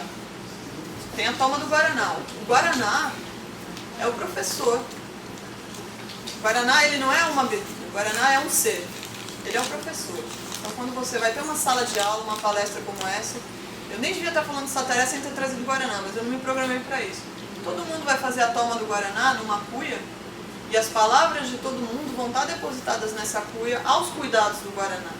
E é assim que a gente vai conseguir chegar no entendimento. Ele é um ator fundamental no processo de ensino-aprendizagem, o Guaraná, para o Sataré. Então, a universidade vai lidar com isso, mas não só de, tá bom, deixa, vai aprender com isso. A forma de produção do conhecimento na universidade vai mudar a partir desse tipo de prática. E a universidade tem que olhar para essas coisas. Esse slide aqui deu bug, mas eu ia mostrar um mapa de onde eu faço a minha pesquisa. Aqui, vocês conseguem enxergar? Está dando para ver? Sim.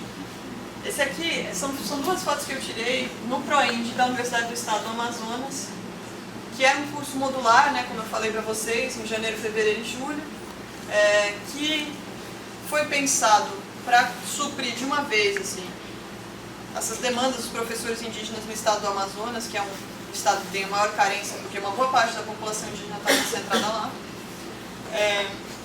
Então eles fizeram um esquema que as aulas eram gravadas em um estúdio em Manaus e transmitidas via sistema IPTV para esses diferentes polos, inclusive em municípios que não tinham o campus da UEA. Aí pegavam uma escola para fazer isso e formaram essas turmas. Então os professores titulares ficavam em Manaus, dentro de cada sala de aula tinha um professor assistente, um mediador, e a turma lá assistindo. Em Parintins, onde eu fiz a minha pesquisa, a turma era majoritariamente de Sateré-Maué, tinham 3 Iscariana, que é um outro etnia que mora ali perto, e tinha alguns alunos não indígenas. Como eu falei, em vários municípios não tinha um contingente de alunos indígenas para o ensino médio suficiente, eles fizeram essas turmas não indígenas. Isso foi transformando o currículo do curso, aí virou educação beirinha, indígena, do campo e urbana, mudou o nome, era pedagogia cultural indígena, virou licenciatura em pedagogia, enfim, fizeram uma série de ajustes. Mas vocês veem que é uma, aqui não vai dar para ver, mas é uma tabela de tabuada aqui eles estão fazendo um Tangram, são aulas de metodologia de ensino de matemática. Ou seja, um currículo que era pré-feito e que por uma série de motivos que podem, não são necessariamente culpa dos professores, digamos assim, foi cada vez se tornando menos indígena. No começo tinha uma proposta de ter um intérprete em cada sala, de ter intérpretes trocando línguas entre as turmas, porque eles interagiam pelo computador. Mas no final foi se tornando um curso de pedagogia bastante convencional. Exceto pelo fato de que os indígenas dentro de sala de aula, os Sateré-Maué, eles faziam uma série de coisas à sua maneira, né? Então era isso, de fazer o trabalho em roda, de ficar conversando, de ter a pequenininha junto ali, de ter uma questão de comensalidade, sempre tinha lanche ali, eles se organizavam para ter alguma coisinha. Então tinha uma forma de relação entre as pessoas que já não diziam mais da universidade e diziam sim sobre os saterés. Então, também não quer dizer que isso foi um fracasso em termos de uma interculturalidade aqui. Só que a interculturalidade acontece nesse outro espaço, nessa outra lógica, que é as formas de relação que eles estão estabelecendo ali dentro de sala de aula. Esse aqui do lado direito já é o curso que eu estava falando, que é o currículo pós-feito. Essa aula foi ministrada numa aldeia em Guaranatuba. Não sei se vocês vão conseguir ver muito bem. Aqui tem um moço justamente tomando Guaraná da Cuia, que está aqui no suporte. Fez a roda antes de que as aulas começassem todos os dias. Aí embaixo tem uma moça apresentando, né? Então eles tinham... Essa era uma aula sobre autonomia. Os currículos são muito diferentes, né? Por que os Sateré-Maués não têm autonomia? Era uma pergunta motivadora. Então, por que eles não têm? Como é que faz para que eles tenham? Na educação, na questão da alimentação, na questão da religião. E aí eles... Era a primeira aula do módulo, então eles estavam recém-vindo das suas comunidades de origem, porque eles vêm de diferentes comunidades e ficam lá. Contando que eles fizeram pesquisa. São pesquisadores, né? Quando você está falando de estudante universitário, você está sempre falando de um estudante pesquisador em formação. Eles fizeram pesquisa para descobrir, então, por que os Sateré-Maué não têm autonomia na questão da alimentação. Era uma das perguntas lá. Então foram entrevistar as lideranças, o Tuxaua, que é o cacique, né, o Tuissá, os mais velhos e tal, e foram discutir, por exemplo, por que está se mudando o padrão de cultivo, por que as roças já não são mais feitas como eram feitas antes, e eles estão cada vez mais dependentes de alimentos que vêm da cidade, o que tem uma série de efeitos para a saúde, por exemplo. Grau índice de hipertensão, diabetes, coisas que têm a ver com comida industrializada. Então, estão lá pesquisando isso. Por quê? Formação de professores de universitários indígenas, isso vai ser uma demanda que vai ser colocada por eles e para eles o tempo todo. Eles vão pesquisar a própria cultura, vão pesquisar as próprias comunidades. Isso é um problema. Isso é bom, mas isso é um problema. Porque um estudante indígena que chega na universidade tem direito, tanto quanto qualquer outro estudante, de pesquisar aquilo que ele quiser. E ele vai ter que negociar isso com as lideranças, com uma comunidade que tem certas expectativas em relação aos benefícios que a presença dele na universidade vai trazer para as suas comunidades. Só que, se você, no limite, impede que um estudante indígena vai pesquisar uma outra coisa que não aquilo que a comunidade está esperando, no fundo ele não está explorando todo o potencial que a universidade pode trazer para ele e outras formas de relação, outras formas de conhecimento que podem no futuro vir a ser úteis. A gente, quando faz uma pesquisa, não necessariamente a gente tem um fim claro para que aquilo vai prestar na cabeça. Então, às vezes, tem uma questão assim, que tem que ser trabalhada com os estudantes indígenas, que é muito legal se eles querem pesquisar as próprias comunidades, mas por que eles vão pesquisar os brancos? Isso foi uma coisa que o pessoal da UFO fez. Eles chamaram pesquisadores indígenas para a pós-graduação, dizendo assim, sempre tem o cientista de jaleco que vai lá pesquisar os peixes, a concepção dos peixes para os tucanos. João Paulo Tucano, sempre conta essa história. Que é um cara que eu acho que vocês têm que trazer aqui, porque ele é genial. Então, assim, não, eu vou pesquisar como é que os cientistas dos brancos estudam os peixes. E foi para um laboratório do INPA, ver taxonomia. Por que o branco fica contando os dentes do peixe, abrindo as partes do peixe? Eles não estão percebendo a família e a língua dos peixes no rio. É uma ciência muito doida, do ponto de vista de um Kumu tucano. Kumu é o conhecedor, né? O pajé, mais ou menos. É super importante, não só curioso, mas é super importante que um pesquisador indígena se sinta no direito de chegar para um cientista branco e falar assim, eu quero entender como é que funciona a sua ciência. Só que eu vou entender como funciona a sua ciência a partir das minhas categorias indígenas, dos modos tucano de investigação, que é a outra epistemologia, né? Modos de conhecer, epistemologia. Isso é uma forma potente de dar valor, de simetrizar. Então, cultura indígena não é só o cocar. O cocar é importante, mas, sobretudo, o processo de conhecer pelo qual esse cocar passa. Então, os processos de conhecimento xamânicos do Kumu tucano vão fazer com que o João Paulo chegue para o laboratório lá do INPA, dos biólogos, com um olhar que nenhum cientista branco seria capaz de ter. E aí foi uma experiência super interessante. Eu me sinto ocupando o lugar do João Paulo, era ele que devia estar aqui contando essa história. Porque ele também descobriu que ele também não sabia como era a epistemologia tucana quando ele foi fazer essa pesquisa. Porque ele se criou no internato dos salesianos e tal, ele não era xamã, mas o pai dele era. Então, indo para o laboratório dos biólogos pesquisar como os biólogos pesquisam peixe, ele teve que voltar para o pai dele, e aí o pai dele começou a explicar para ele como que um xamã conhece os peixes. Não é todo mundo que conhece os peixes do jeito que um xamã conhece. E aí teve uma relação dele com o pai dele, porque o pai dele também precisou entender que ele não estava transformando o seu filho num xamã. O João Paulo, naquele ponto, não estava se iniciando como xamã, mas ele estava precisando traduzir o modo de conhecer de um xamã para pensar o modo de conhecer do branco. Se ele tivesse sido limitado a só pesquisar a própria comunidade, ele nunca teria conseguido conversar com o xamã, com o comum, da maneira como ele conversou. Então, no final das contas, foi uma forma muito profunda de pesquisar a própria comunidade com um outro objeto na cabeça. Bom, vou voltar um pouco para o Sateré. Hoje de manhã, quando eu estava organizando esse PowerPoint, eu até chorei, porque eu fiquei com saudade. Esse aqui é uma cena bem rapidinha da festa pela qual eles são mais conhecidos, que é a festa da Tucandeira. Deixa eu passar primeiro para vocês.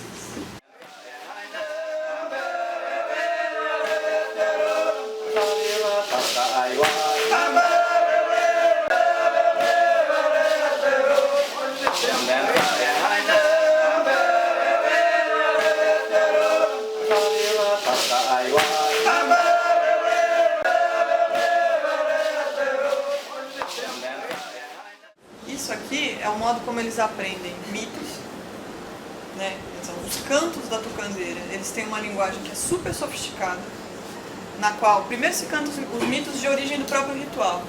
O cara está ali, ele está aprendendo o que ele está fazendo, né? Então, tatu bola, estava se sentindo o animal fraco, apanhando dos outros animais na floresta. Não vou contar com a mesma competência que um sataré, então vai ser essa coisa meio simples aqui. E aí ele se consulta com o seu irmão mais velho, que é o Tatuaçu, de como é que ele pode se fortalecer. E ele chega à conclusão de que ele tem que ser picado pelo bicho com veneno mais forte, para ele se tornar mais forte. Então a gente aprende algumas coisas sobre a concepção de saúde, de corpo, de doença indígena, né? Porque a gente tem às vezes uma distinção muito clara do que é veneno e o que é remédio.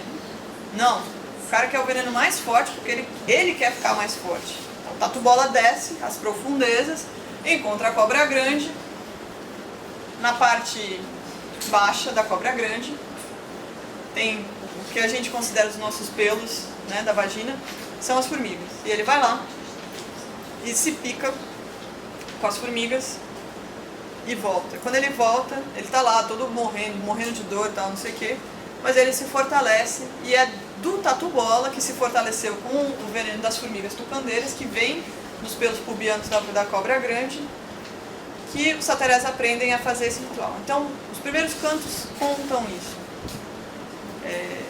Existem detalhes justamente que eles não contam para nós, porque são detalhes que não é para todo mundo saber.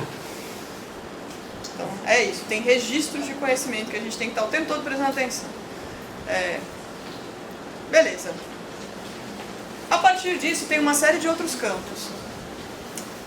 Logo no começo do vídeo, passou um cara que está do lado do menino que está com a luva, é o cantador principal, é o Tinico. Ele é um dos professores, ele é um dos conhecedores.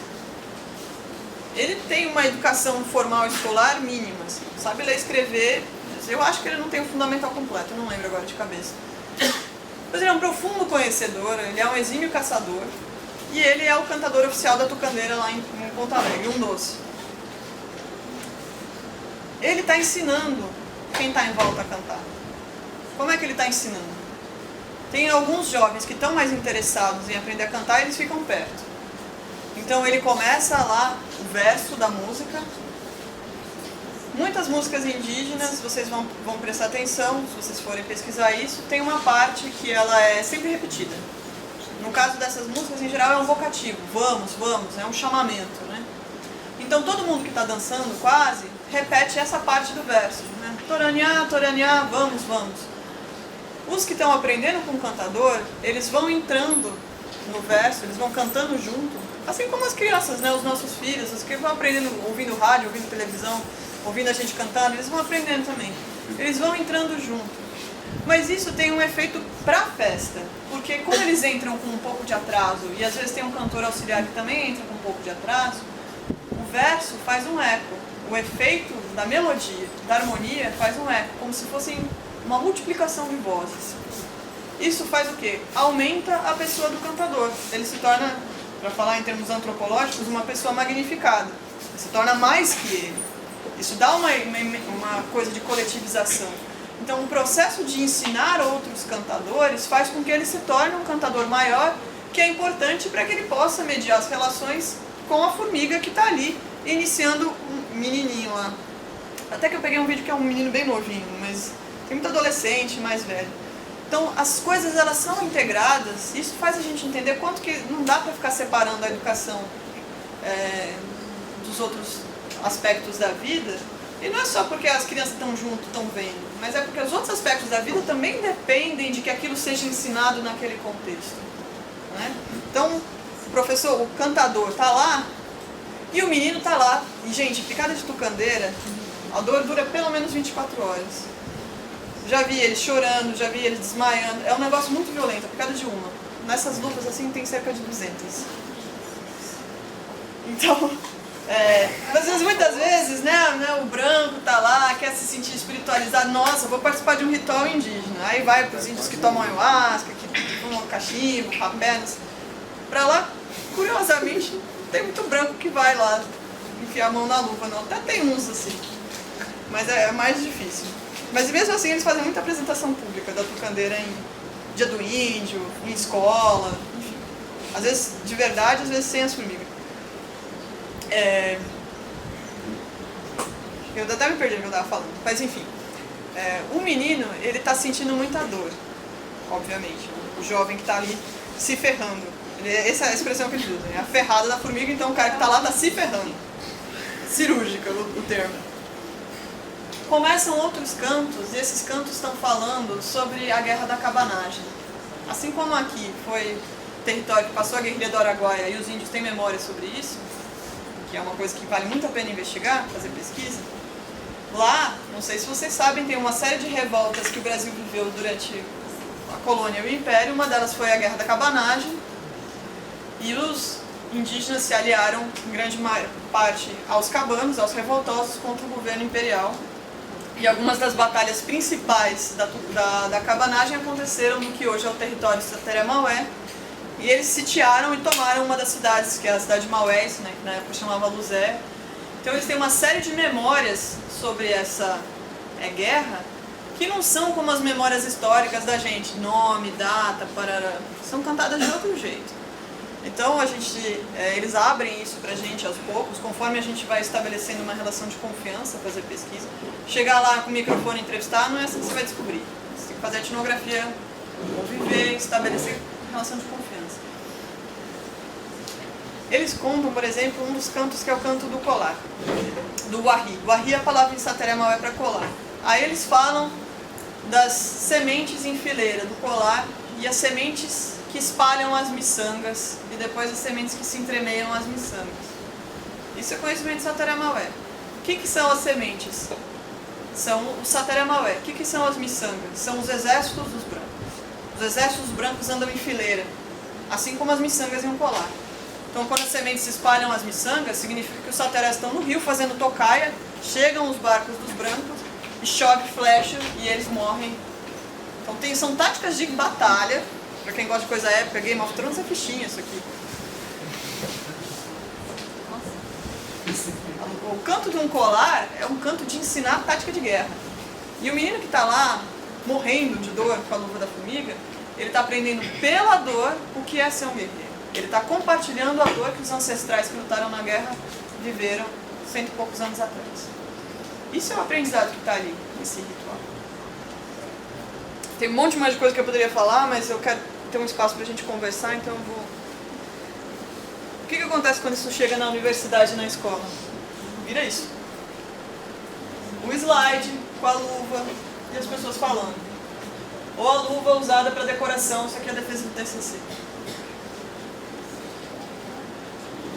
Isso aqui, do lado direito, é a feira escolar. É a feira... O mesmo barracão, aliás, que é a dança que vocês viram. As meninas, consideradas as meninas bonitas, segurando a luva, segurando o remo mágico, um arco, assim, que são os elementos da cultura indígena. Ou fazendo aqui...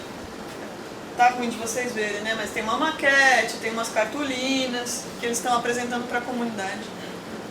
Isso aqui era um negócio sobre o mito de origem do algodão. Tinha uma... de baixo não é especificamente sobre a tucandeira.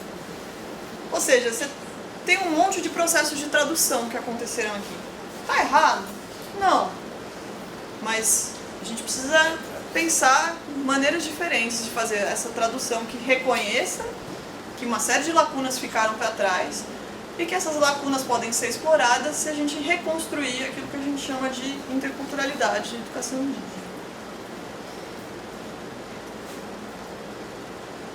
Para isso, estou concluindo, pesquisar nas, com e para as comunidades indígenas. A primeira coisa é como a gente consulta as comunidades e como é que a gente faz com que elas concordem. Vai ter a pesquisa, né? Qualquer pesquisador no Brasil, hoje em dia, tem que enfrentar o chamado conselho, comissão, comitê de ética. Varia um pouquinho o nome. Especialmente que a gente vai fazer pesquisa com diferentes organizações, sociedades, grupos de pessoas. Cada vez mais se exige uma espécie de documento que chama de declaração de consentimento livre e esclarecido. Isso vem muito das áreas da saúde, né? Que vai lá, quer testar uma vacina, precisa de uma população lá para testar a vacina. Pode ser que essa vacina cure a tuberculose, mas pode ser que faz crescer um terceiro olho na testa do sujeito. Então o cara que vai participar do estudo, ele tem que saber que vai ter uma série de efeitos colaterais previstos e não previstos, que pode acontecer. E as ciências da saúde, as biomédicas, em geral, são as que dominam a política científica no Brasil. Então eles têm uma coisa muito padronizada do que são essas declarações. Agora que as ciências humanas estão acordando de que eles precisam criar formas de construir esses protocolos de consulta que não sejam baseados nos da saúde, porque fazer pesquisa em seres humanos é diferente de fazer pesquisa com seres humanos, conversando com seres humanos. Ainda mais a gente que faz pesquisa de campo, que faz etnografia, uma das coisas que a gente não tem como saber de antemão é o que a gente está pesquisando. A gente lança uma pergunta no nosso projeto, mas os nossos interlocutores, não só os indígenas, eles levam a gente para outras coisas. Né? Então, tem um capítulo inteiro na minha tese que é sobre futebol e festa, que é uma das coisas que são super importantes na vida de um professor indígena. Quando eu comecei minha pesquisa, eu jamais imaginei que eu ia pesquisar futebol. Mas foi um dos resultados, eu tive uma discussão lá sobre futebol. A Mariane estava ali para me ajudar, que bom. Porque é uma coisa importante para o Sateré Maué e para uma boa parte das populações indígenas do Brasil, futebol. Inclusive os Sateré dizem que foram os índios que inventaram o futebol, que os ingleses roubaram. Eu fiquei bem convencida com a explicação, confesso.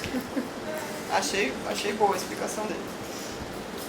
E além disso, tem uma convenção internacional, que é o tratado, né, a Convenção 169 da Organização Internacional do Trabalho, que exige que toda vez que vai ter alguma coisa que vai interferir com os modos de vida indígena, é necessário fazer uma consulta prévia. Isso aí a gente está falando não só de pesquisa, a gente está falando de barragem, por exemplo, mineração, construção de estrada, passagem de linha de transmissão elétrica, uma série de coisas. Só que assim, chegam os burocratas do governo lá e eles dão uma série de documentos para as lideranças indígenas e falam, tó, leia assim. Que de consulta prévia informada é essa?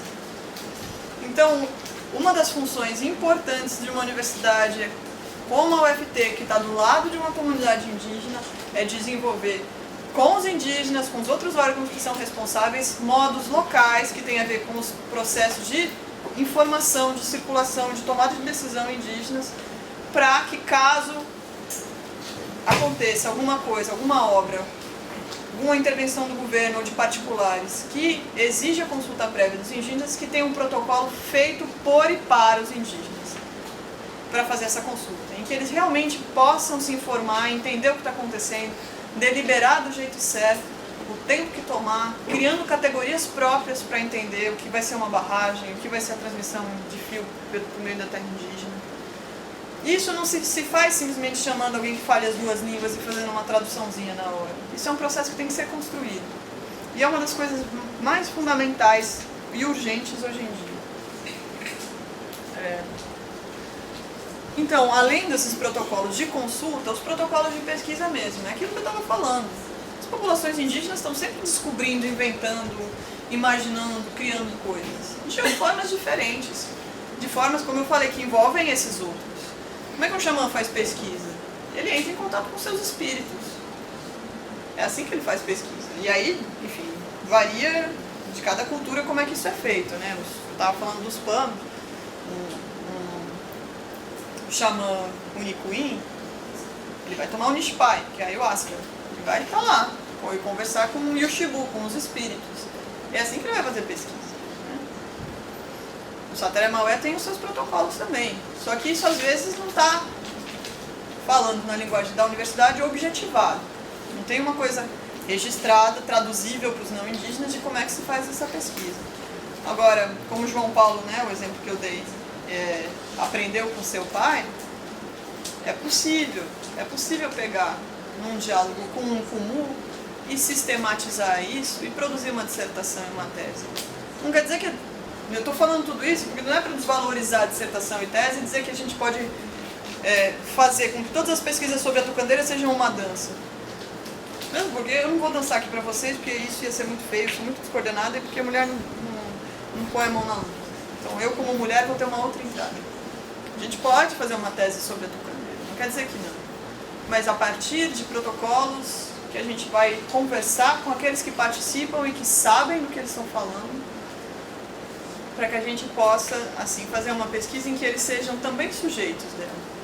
E aí, eu não botei no slide porque não deu tempo, tive que tomar banho, mas eu acho que é um compromisso ético nosso, enquanto cientistas sociais, que a gente tem que pensar em formas de retorno para aqueles com os quais a gente está pesquisando. E retorno não significa vou imprimir a minha tese de 500 páginas e dar na mão do cara. Se ele quiser, até dou. Né? Alguns deles têm. Os Satere Maué de Manaus, eles tinham um quartinho lá que tinha os troféus dos times de futebol deles e as dissertações que já tinham sido feitas sobre eles. Estava era um troféu mesmo. E, inclusive, tinha uma lógica muito indígena tupi ali, de que aquele troféu corporificava uma rede de relações que fazia o seu dono um cara potente. Mas ele nunca tinha lido aquilo, e nunca ia ler. E não é assim que o cacique lá desenvolvia os seus modos de conhecimento. Então, com o Satere Maué de Parintins, de Manaus de Parintins e da aldeia de Ponto Alegre, o que o nosso núcleo fez? A gente fez, primeiro, vídeos memoriais, que foi uma coisa que eles pediram. Um pouco nessa conversa de nós somos uma cultura oral, não é bem assim, né? Mas enfim, eles também usam essas categorias quando é interessante para eles. Como eu falei, tem um monte de formas de conhecimento não orais ali, e mesmo essa coisa oral tem um monte de modos diferentes. Mas enfim, cultura oral, vamos fazer um vídeo com as lideranças falando. A gente fez 3 documentários, né, 3 memoriais indígenas. Quando a gente começou a fazer, o interessante era fazer um DVD e entregar para eles. Hoje em dia todo mundo tem pendrive, então eles não estavam mais... No último que a gente entregou, eles já não queriam mais uma caixa com 50 DVDs. Eles já não estavam mais... Tem que ficar atualizando isso. E a gente fez uma cartilha paradidática com a história da comunidade de Ponto Alegre. Pensando em conteúdos para a escola, contando a história desde a formação das famílias. A gente fez um mapa, né? E aí a gente pediu para um arquiteto desenhar esse mapa em aquarela, ficou lindo, tem um monte de foto, tem propostas de exercícios com os alunos. Então isso se tornou um material para a escola e a gente entregou lá na escola para eles. E isso é muito diferente do que levar espelhinho, sabe? Isso é uma forma de valorizar aquilo que eles nos ensinaram e de reconhecer que numa pesquisa em ciências sociais, a gente está muito mais aprendendo do que produzindo conhecimento. A gente está aprendendo conhecimento dos outros. A gente sistematiza de uma certa forma, que tem a ver com a epistemologia, da antropologia, da sociologia, da ciência política, mas a gente está sobretudo aprendendo. Então a gente está devolvendo para eles um pouco do que a gente aprendeu de uma maneira que seja útil para eles. Todo retorno tem que ser em forma do produto da pesquisa? Não. Com o Zunicuim no Acre, eu e um outro grupo de malucos, a gente fez um videogame indígena. A gente foi lá, eu não fui para a aldeia nesse caso. Ouviram os mitos, ouviram os velhos, uma série de coisas. A gente está querendo fazer um videogame indígena. Eles toparam, participaram de vários encontros, vieram para São Paulo discutir com a gente. E uma das contrapartidas que essa pesquisa resultou foi uma série de oficinas. O pessoal da nossa equipe deu oficina de roteiro, deu oficina de vídeo, deu oficina de programação e deu oficina de elétrica, porque para poder fazer as oficinas lá precisava de eletricidade, porque a gente estava conversando no carro. Então conseguimos financiamento, nesse caso foi um financiamento particular. Começou com o financiamento da USP, mas depois a gente venceu um edital cultural e levou placa solar para algumas aldeias. Então aí não é simplesmente uma dádiva de, então vamos dar um recurso material. Mas tinha uma lógica dentro do projeto, que era a gente vai dar oficina de vídeo, oficina de edição de imagens no computador, a gente precisa de eletricidade lá. E aí a empresa bancou, não é sempre que isso acontece, gente, foi uma coisa meio única, mas... E conseguiram lá e ensinaram algumas pessoas de cada comunidade a fazer a manutenção também. Porque às vezes essas coisas chegam lá nessas comunidades, quebra e depois nunca mais usa. Então é importante também, nesse caso, uma formação de manutenção para eles. Em termos do que eu preparei para falar hoje, é isso aí. Eu espero que vocês tenham gostado e acho que agora a gente pode trocar ideias de uma maneira mais dialógica. Vou arrumar água também, que eu estou ficando um pouco cara. Obrigada.